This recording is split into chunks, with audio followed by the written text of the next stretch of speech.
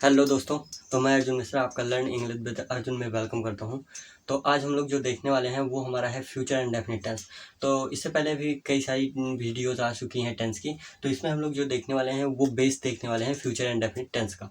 तो चलो हम लोग देखते हैं, सीधे अपने पॉइंट पे आते हैं और सॉल्व करते हैं। इनमें जो हम देखने वाले हैं कि क्या क्या वर्ब, हेल्पिंग वर्ब यूज होती हैं, वर्ब की कौन सी फॉर्म यूज होगी। तो चलो स्टार्ट करते हैं। देखो, मान लो कि अगर हमें फ्यूचर इंडेफिनिट टेंस पढ़ना है तो पहली बात तो हमें थोड़ा सा जान लेना चाहिए ये कि फ्यूचर इंडेफिनिट टेंस जो होता है वो बने कैसे हैं। तो देखो, जैसे एक बार हम लोगों ने बात किया है किसका, टाइमलाइन के बारे में हम लोगों ने बात किया है। और टाइमलाइन में हम लोगों ने क्या देखा है कि पास्ट और प्रेजेंट जो होते हैं ये तो स्पेसिफिक होते हैं, ये हम देख सकते हैं उन्हें। जो हम इस टाइम पे खड़े हैं ये प्रेजेंट है, बीता हुआ जो प्रेजेंट था वो हमारा पास्ट बन चुका है। लेकिन फ्यूचर जो होता है वो कभी डेफिनेट नहीं होता है कि फ्यूचर हम उसे बता नहीं सकते हैं। इसलिए फ्यूचर को ग्रामरियन ने ये नहीं माना था कि कोई फ्यूचर टेंस होता है, बट हम यहाँ समझने के लिए उसे पढ़ते हैं, जिससे हमें बहुत ज़्यादा कन्फ्यूजन से इंग्लिश लैंग्वेज में क्रिएट ना हो, इसलिए हम उसे पढ़ते हैं। तो अब इसमें अगर पढ़ते हैं तो हमें जान लेना चाहिए कि उसमें फिर हम यूज कैसे करते हैं, हेल्पिंग वर्ब होती हैं या क्या यूज होती हैं। तो देखो, जैसे मैंने बताया कि वो टेंस नहीं होते हैं तो उनके लिए हम मॉडल्स का यूज करते हैं। अब मॉडल्स क्या होते हैं, मॉडल्स कई जगह पे यूज होते हैं। तो यहाँ पे दो मॉडल्स होते हैं जो होते हैं विल और सेल। तो मॉडल्स में हम यूज करते हैं, एक यूज करते हैं विल और दूसरा यूज करते हैं सेल। अब देखो, इन दोनों का ये एल है दोनों। देखो, विल और सेल, तो ये जो विल और सेल होते हैं इनका हम यूज कैसे करते हैं ये हमें समझना इंपॉर्टेंट है, और इन्हीं का यूज हम हेल्पिंग वर्ब के रूप में यहाँ करते हैं। ठीक है, तो ऐसे एक एक पॉइंट को हम लोग देखते चलेंगे जिससे हम लोगों का इसमें ये फ्यूचर इंडेफिनिट टेंस में ये भी कवर हो जाए कि इसमें हेल्पिंग वर्ब क्या होती हैं। तो देखो, आपको इनके बारे में और डिटेल भी बताता हूँ। देखो, जैसे ये फ्यूचर, ये क्या होती हैं, ये होते हैं हमारे मॉडल्स। तो अब मॉडल्स होने के साथ साथ ये कई सारे और एक्शंस भी दिखाते हैं, लेकिन मैंने बताया है कि ये टोटल बेस वीडियो है और इसमें केवल हम लोग टेंस से रिलेटेड और उसे ही पढ़ने वाले हैं। जो इसके और अदर फंक्शंस ये शो करते हैं, जैसे कि अभी बताऊंगा आगे, उन सबको हम आगे पढ़ने वाले हैं। ठीक है, तो देखो, जैसे भी जहाँ हमें फ्यूचर इंडेफिनिट टेंस दिखाई देगा, अब फ्यूचर इंडेफिनिट टेंस पता कैसे करेंगे कि फ्यूचर इंडेफिनिट टेंस होगा जो कि वर्तमान स्थिति से कोई भी एक्शन ऐसा हो जो कि भविष्य के किसी एक्शन के लिए कहा जा रहा हो। जैसे मैं कहता हूँ मैं खा रहा हूँगा, मैं जा रहा हूँगा वहाँ पे, मैं दौड़ रहा हूँगा, मैं वो पढ़ रहा हूँगा इतने बजे। तो ये सारे जो जितने एक्शन हैं जो कि अभी ना तो पास्ट में हुए हैं और ना तो प्रेजेंट में हुए हैं, बल्कि वो फ्यूचर में आने वाले हैं, यानी कि आने वाला जो समय है उसमें वो एक्शंस होने वाले हैं। तो उन एक्शंस को हम फ्यूचर इंडेफिनिट टेंस में रिप्रेजेंट करते हैं। और इसके साथ साथ एक एक्शन ये भी समझ लो आप लोग कि जो हम फ्यूचर इंडेफिनिट टेंस की जब बात आती है तो हम फ्यूचर इंडेफिनिट टेंस में कई बार फ्यूचर के टाइम को ही हम प्रेजेंट से बताते हैं। प्रेजेंट जो टेंस होता है, प्रेजेंट टेंस से हम फ्यूचर टेंस को रिप्रेजेंट कर सकते हैं, और फ्यूचर टेंस को जब इससे रिप्रेजेंट कर देते हैं तो हमें फ्यूचर टेंस की ज़रूरत नहीं होती है। लेकिन हमें यहाँ पे क्या होता है, विल और सेल जो यहाँ पे यूज़ करते हैं, इन पे हम सिंपली इनके फॉर्म को फ्यूचर में किसी एक्शन को बताने के लिए करते हैं। तो चलो, आई होप आपको समझ में आया होगा। तो देखो, जहाँ पे ये विल और सेल हैं, ठीक है, तो अब आप विल और सेल का यूज कैसे करोगे। देखो, जितने भी यहाँ पे दो चीज़ें, केवल एक चीज़ सिंपल सी समझना, यहाँ पे जितने भी आपके साथ आएंगे, यहाँ पे आई और बी, आई और बी दो ऐसे सब्जेक्ट होते हैं। आई क्या होता है, आई हमारी रिप्रेजेंट करता है स्पीकर को, स्पीकर को, और बी जो होता है, बी रिप्रेजेंट करता है स्पीकर, स्पीकर प्लस अदर्स। तो इन दोनों के लिए हम क्या यूज करते हैं, बी का यूज करते हैं। जबकि जितने भी अदर सब्जेक्ट्स होते हैं, अदर सब्जेक्ट्स में क्या क्या होते हैं, जैसे हमारा हो गया ही, हो गया सी, हो गया इट, हो गया दे, हो गया, ये जितने भी सब्जेक्ट्स होते हैं वो आते हैं हमारे अदर सब्जेक्ट्स में। अदर यानी कि दो सब्जेक्ट जब हमने चूज कर लिया तो उसके अलावा जितने भी बचे, कोई सिंगुलर प्लूरल कुछ नहीं देखना है। इसके अलावा जितने अदर सब्जेक्ट आएंगे उनके साथ आप क्या यूज करोगे, विल का। ठीक है, तो अब यहाँ से हमें क्या पता चला कि जो ये विल और सेल आए हैं ये फ्यूचर के टाइम को रिप्रेजेंट करने के लिए आए हैं, और ये जो होते हैं मॉडल हेल्पिंग वर्ब्स होते हैं। क्या होते हैं, मॉडल हेल्पिंग वर्ब्स। इसके बाद देखो, अब अगर हम यहाँ पे हेल्पिंग वर्ब की बात कर ली हम लोगों ने, हमें अब देखना है कि इनमें हम क्या यूज करते हैं, मेन वर्ब। मेन वर्ब किस फॉर्म की यूज़ करते हैं? तो देखो, जो हम यहाँ पे मेन वर्ब यूज़ करते हैं, तो मैंने क्या कहा था, जब भी इंडेफिनिट होगा तो इंडेफिनिट के लिए आप यूज़ करोगे वर्ब की फर्स्ट फॉर्म। तो सिंपली हमें यहाँ समझ जाना है कि यहाँ पे वर्ब की फर्स्ट फॉर्म का यूज़ होगा। बस जो वर्ब की फर्स्ट फॉर्म होती है वो रिप्रेजेंट करती है हमारे, किसे रिप्रेजेंट करती है? इंडेफिनिट को रिप्रेजेंट करती है। अगर मान लो वो किसी भी ऐसे एक्शन में है, अगर उसके साथ कोई और एक्शन नहीं लगा हुआ है, तो वो इंडेफिनिट को सिंपली रिप्रेजेंट कर देती है। और यहाँ विल शैल आने से क्या पता चल जाएगा, हमें फ्यूचर है, और यहाँ से क्या पता चल जाएगा, वो इंडेफिनिट है। तो चलो हम लोग अब इसके आगे देखते हैं, कुछ सेंटेंसेस करेंगे, इनके स्ट्रक्चर्स देखेंगे। चलो, तो आप लोग इसे नोट कर लो।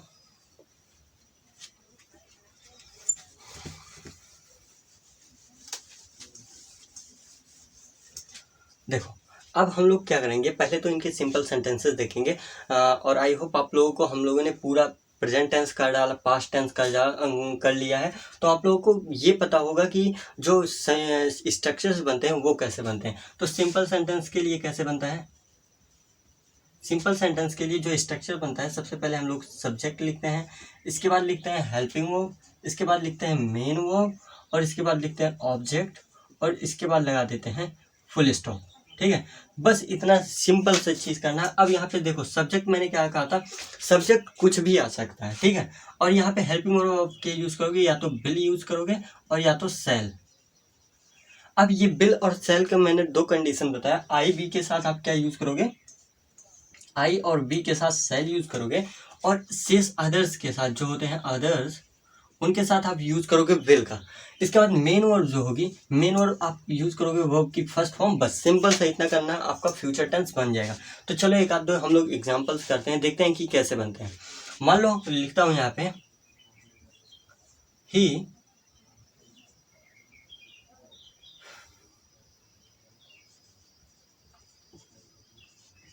abandoned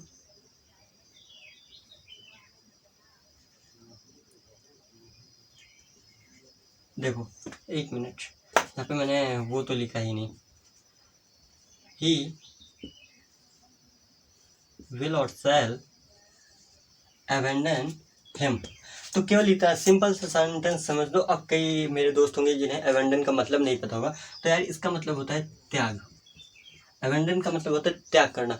और abandon के दो अलग अलग मीनिंग भी होते हैं, दो इसके सिनोनिम्स जो होते हैं उन्हें भी आप जान सकते हो, मैं बता देता हूँ। एक तो होता है फॉरगिव भी होता है कि किसी को क्या होता है, फॉरगिव यानी कि त्याग कर देना या माफ कर देना, और एक होता है कंडोन। तो दो वर्ड्स होते हैं, एक होता है क्या, तो आप जो प्रोफेशनल वे में आप कंडोन का भी यूज़ कर सकते हो, ये काफ़ी अच्छा मतलब कि प्रोफेशनल वे में यूज किया जाता है। तो आप इस वर्ड को भी यूज़ कर सकते हो फॉरगिव की जगह या अबैंडन की जगह।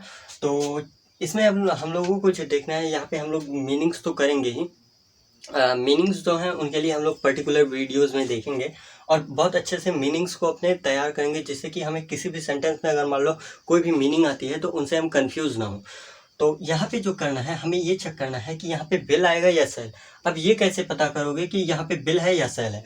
तो उसके लिए क्या करना होगा, सबसे पहले तो आप यहाँ पे देखो सब्जेक्ट देखना होगा। अब यहाँ पे सब्जेक्ट क्या है, ही। मैंने क्या कहा था कि आई और बी ये दोनों दिखाई दे रहे हैं, ये दोनों तो है नहीं, आई और बी है नहीं। तो यहाँ पे जितने भी अदर सब्जेक्ट्स हैं उनके साथ क्या यूज़ करोगे, विल।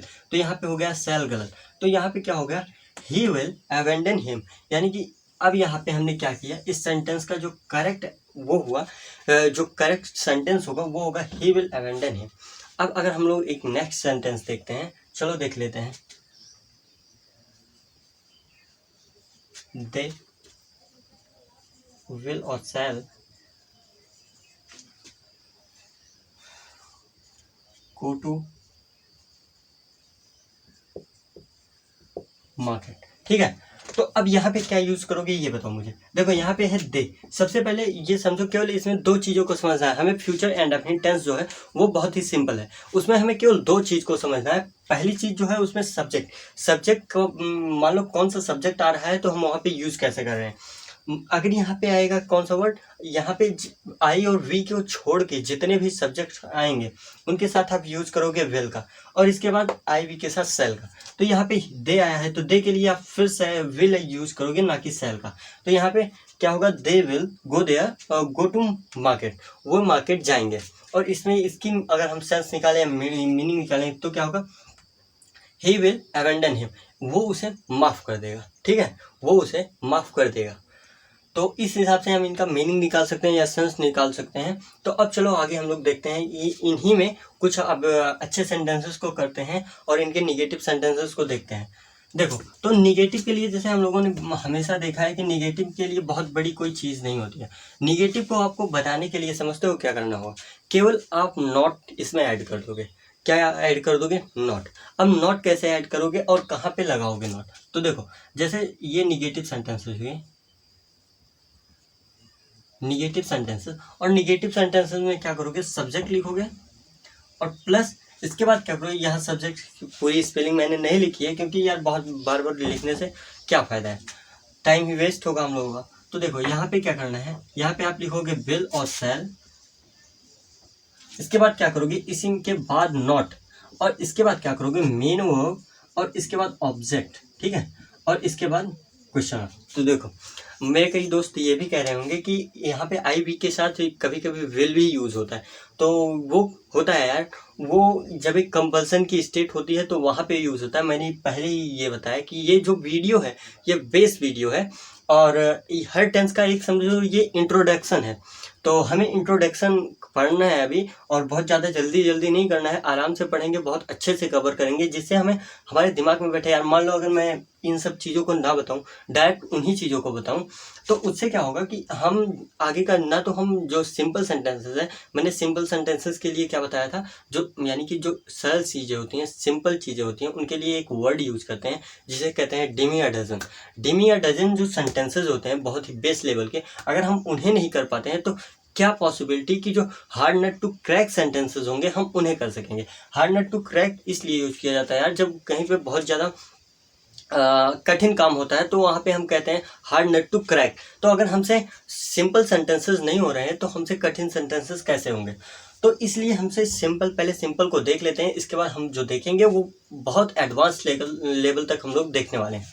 तो चलो अब यहाँ पे देखते हैं निगेटिव में कैसे यूज करते हैं, 2-3 सेंटेंसेस बनाते हैं। देखो मैं यहाँ पे लिखता हूँ आई विल और शैल नॉट ईट फूड। तो यहाँ पे मैंने लिखा आई विल और शैल नॉट ईट फूड। आप केवल ये अभी सेंटेंस के लेंथ पे मत जाना, केवल आप इसे समझो, सिंपल सेंटेंसेस से हमें अच्छे तरीके से समझ में आएगा। तो देखो मैंने लिखा आई, तो आई है, तो मैंने यहाँ क्या बताया, आई की आई और वी के साथ शैल का यूज करोगे तो विल कटेगा, शैल आएगा, और नॉट तो आएगा ही क्योंकि मैंने निगेटिव सेंटेंस में बनाया है। तो I will not, I shall not eat food, मैं खाना नहीं खाऊंगा, ठीक है। इसी तरीके से मान लो अगर एक सेंटेंसेस और बनाते हैं, तो यू विल और शैल नॉट टेक टी। तो यहाँ पे क्या होगा, मैंने लिखा यू कौन सा सब्जेक्ट है, हमें केवल यहाँ पे सब्जेक्ट को अच्छे से पहचानना है कि कौन सा सब्जेक्ट है, सिंगुलर है, प्लूरल है, इन सबको देखना है अच्छे से। जो बेस वीडियो है हमें इनमें केवल इतना ही करना है, उनके हेल्पिंग वर्ब को देख लेना है, सब्जेक्ट क्या होते हैं, हेल्पिंग वर्ब क्या होती हैं, हेल्पिंग वर्ब कहाँ रखते हैं, और मान लो नॉट आता है तो वो कहाँ पे यूज़ करते हैं। अब मान लो कोई डीप पॉइंट पे अगर हम लोग डिस्कस कर रहे होंगे किसी कॉन्सेप्ट के, कि मान लो अगर कोई कॉन्सेप्ट है कि पास्ट परफेक्ट टेंस और पास्ट इंडेफिनिट टेंस में डिफरेंस क्या है, ठीक है, मान लो यही एक कॉन्सेप्ट चल रहा होगा। अब उसमें बीच में अगर कोई कहेगा कि सर ये नॉट कहाँ से आया है, ये नॉट बीच में कहाँ से आ गया, तो हमें प्रॉब्लम होगी ना। इसलिए बेस वीडियोस हैं, क्योंकि हम ये केवल समझ जाएं कि अगर हमें कहीं लिखना है तो वो उनके स्ट्रक्चर क्या है, यानी कि सब्जेक्ट लिखने के बाद क्या आता है, मेन वर्ब आता है कि हेल्पिंग वर्ब आता है, ये सारी चीज़ें हम लोगों को क्लियर हो। तो चलो इस सेंटेंस में देखते हैं। जैसे हमने देखा यू है, तो यू क्या होता है, ये होता है प्लूरल सब्जेक्ट होता है। यू के लिए हम प्लूरल हेल्पिंग वर्ब का यूज करते हैं। देखो यू जो होता है वो सिंगुलर और प्लूरल दोनों होता है। कैसे होता है, मान लो मैं कहता हूँ कि मेरे सामने एक लड़का खड़ा होगा, तो मैं कहूँगा यू से उसे संबोधित करूँगा। अब you are doing good work, you are कुछ भी कह सकता हूँ। यू के बाद मैं कुछ भी जो एक्शन वो कर रहा होगा, या मैं कह सकता हूँ you are a good man. तो अब मान लो मैं उसके लिए यू का यूज़ कर रहा हूँ, लेकिन अगर मान लो बहुत सारे लोग हैं तो भी मैं किन का यूज़ करूँगा, यू का, ठीक है। तो यहाँ पे सिंगुलर प्लूरल दोनों होते हैं। अब यहाँ पे है यू विल और शैल नॉट टेक टी। तो इसके लिए आप क्या करोगे मुझे बताओ। अब मैंने खुद इतना बताया है, आप लोगों को समझ में आया होगा, तो आप यहाँ पे बताओ विल का यूज़ करोगे या सेल का। तो यहाँ पे कई सारे लोग देख रहे हैं, जान रहे हैं कि सेल तो आ नहीं सकता क्योंकि आई और वी के साथ केवल सेल आएगा। यहाँ पे होगा हमारा सही विल। तो इस तरीके से हमने देखा, निगेटिव सेंटेंसेस को भी देख लिया हम लोगों ने। हम लोग चलते हैं, अब देखते हैं अपने इंट्रोगेटिव सेंटेंस। देखो, हम लोगों ने जो टाइम अपना लगाया था पास्ट इंडेफिनिट टेंस में, past indefinite, past perfect continuous, past perfect tense में और प्रेजेंट के जितने टेंसेस हैं उन सब में जितना हम लोगों ने टाइम लगाया था, वो टाइम देखो इधर हम लोगों का सेव हो रहा है। अब मुझे बार बार ये नहीं बताना पड़ रहा है सब्जेक्ट क्या होते हैं, हेल्पिंग वर्ब क्या होती है, मेन वर्ब क्या होती है, ऑब्जेक्ट के बाद क्या लिखते हैं। अब डायरेक्टली केवल स्ट्रक्चर लिखने के बाद हम लोग एग्जाम्पल्स कर रहे हैं और हम लोगों को अच्छे से समझ में भी आ रहा है। तो चलो अब हम लोग इंट्रोगेटिव देख ले रहे हैं और इसी तरीके से हम लोग आगे बढ़ते रहेंगे।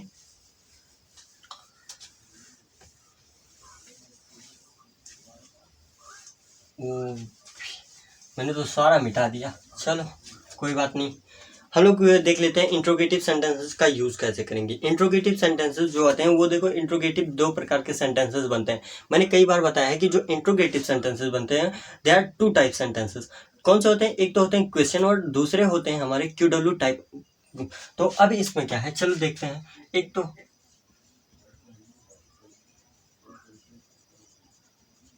इंट्रोगेटिव।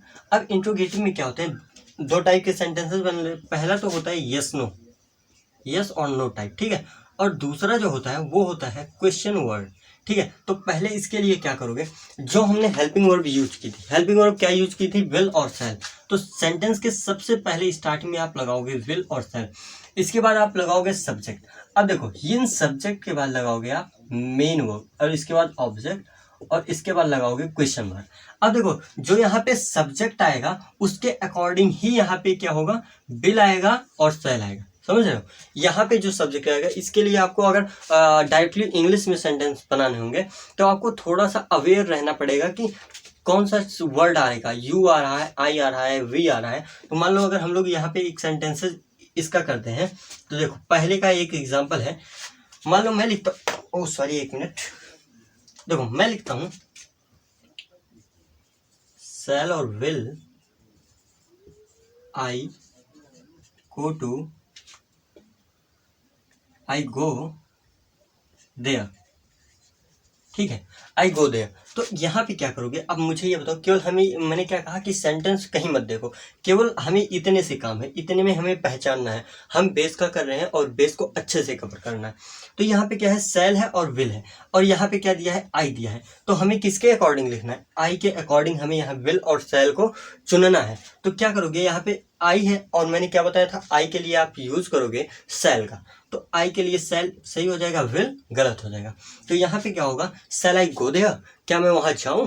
तो इस तरीके से अगर क्वेश्चंस हमें पूछने हुए, shall I go there, shall I meet him, तो इस तरीके से हम सेंटेंसेस बना सकते हैं। अब मान लो यहीं पे एक इसका देख लेते हैं, QW का कैसे बनाओगे। सिंपली QW जो क्वेश्चन वर्ड आएगा, QW को पहले लिखोगे, हाँ। इसके बाद लिखोगे आप हेल्पिंग वर्ब, और हेल्पिंग वर्ब मैंने बताया जो हेल्पिंग वर्ब ये है, यही दोनों हेल्पिंग वर्ब इस टेंस में यूज होती हैं।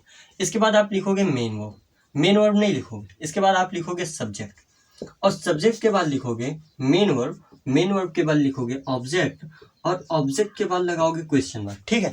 तो अब क्वेश्चन वर्ड्स क्या होते हैं, क्वेश्चन वर्ड्स जो हमारे व्हाट होते हैं, व्हाई होते हैं, व्हेन, यानी कि कब, क्यों, कहाँ, कैसे, कितना, हाउ मच, ये जितने भी वर्ड्स होते हैं जो क्वेश्चंस हमसे पूछते हैं, तो वो हम क्या कहते हैं, उन्हें QW टाइप क्वेश्चंस कहते हैं। अब जो ये QW टाइप्स होते हैं, इन्हें सबसे पहले लिख लोगे, यानी कि क्वेश्चन वर्ड्स जो होते हैं उन्हें आप सेंटेंस में सबसे पहले लिख लोगे। जैसे मैं कहता हूं कि वाई बिल और सेल दे प्ले, देखो मैं लिखता हूं वाई बिल और सेल दे प्ले क्रिकेट। तो यहाँ पे, अब यहाँ पे क्या करोगे, देखो वाई तो आ गया पहले, ठीक है, वाई का मतलब होता है क्यों। तो यहाँ पे क्या है कि यहाँ पे देखो दे है, अब दे के अकॉर्डिंग यहाँ पे बिल और सेल आएगा। तो यहाँ पे सेल तो आ नहीं सकता क्योंकि आई और वी के लिए केवल हम यूज करेंगे सेल का। तो यहाँ पे क्या होगा, बिल होगा, why will they play cricket, वे क्रिकेट क्यों खेलेंगे, वे क्रिकेट क्यों खेलेंगे। इस तरीके से हम इसका सेंस निकाल सकते हैं। देखो यार, जो हमें होता है ना इंग्लिश में, आप नॉर्मली ये देखा करो कि आप उनके डायरेक्ट इंग्लिश में ही करने की कोशिश किया करो। अगर मान लो हिंदी में बार बार करोगे तो वही आदत आपकी पड़ती चली जाएगी।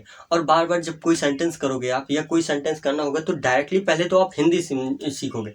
अगर आप इस तरीके से केवल इंग्लिश में सेंटेंसेस समझने की कोशिश करते हो तो या डेफिनेटली ये मेरा मानना है कि डायरेक्टली हमें थिंकिंग जो करना होगा, यानी कि हमें डायरेक्टली ये नहीं सोचना होगा कि भाई पहले तो हम उनका ट्रांसलेशन करें फिर स्पीक करें। यानी कि टोटल कहने का मतलब ये है कि डायरेक्टली हमें स्पीकिंग में बहुत ज़्यादा मदद मिलने वाली है अगर हम डायरेक्टली क्रिएट करते हैं इंग्लिश में सेंटेंसेस। अभी देखो, मैं कभी ऐसा नहीं करता हूँ कि हिंदी लिखता हूँ इसके बाद उसका इंग्लिश लिखता हूँ। डायरेक्टली हम लोग क्या करते हैं, इंग्लिश लिखते हैं और उसके मैं कई बार आपको मीनिंग्स भी नहीं बताता हूँ। क्यों? क्योंकि अगर मैं मीनिंग्स बताऊंगा बार बार आपकी आदत पड़ जाएगी। अभी मान लो ये बेस सेंटेंसेस है तो आपको बेस के समझ में आने, जैसे जैसे हम लोग लेवल अप करते जाएंगे वैसे वैसे आप में इम्प्रूवमेंट आता जाएगा और जितने कठिन टफेस्ट सेंटेंसेस होंगे वो भी आप लोगों को समझ में आने स्टार्ट हो जाएंगे। तो हम लोगों ने जैसे यहाँ पे देख लिया क्या, past, future and definite tense. और फ्यूचर एंड डेफिनिट टेंस में यार इससे ज़्यादा कुछ भी नहीं है। तो फ्यूचर एंड डेफिनिट टेंस के जो 3-4 पॉइंट्स और होते हैं कि विल, कभी कभी हम जो होता है ना आई और वी के साथ विल का यूज करते हैं और अदर सब्जेक्ट्स के साथ शैल का यूज करते हैं। तो ऐसा करने के लिए जब हमें कंपल्सन होता है फ्यूचर में तब हम यूज़ करते हैं। लेकिन अभी आप लोग परेशान मत हो, मैं उन सब चीज़ों को आगे बताऊंगा, ठीक है। तो बस आज के लिए हम लोग ये इतना ही देखेंगे। और इन चीज़ों पे जो भी स्ट्रक्चर्स देखें, एटलीस्ट आप लोगों को 2-2 या 4-4 सेंटेंसेस जरूर बना लेना। कोशिश करना 5-5 सेंटेंसेस, यानी कि 5 पहले वाले 5 दूसरे वाले, यानी कि चारों पे बनाओगे तो 20 सेंटेंसेस हो जाएंगे और आपका अच्छे से रिवीजन हो जाएगा। तो एंड करते हैं हम लोग इसी के साथ अपनी class. Thank you for watching this video.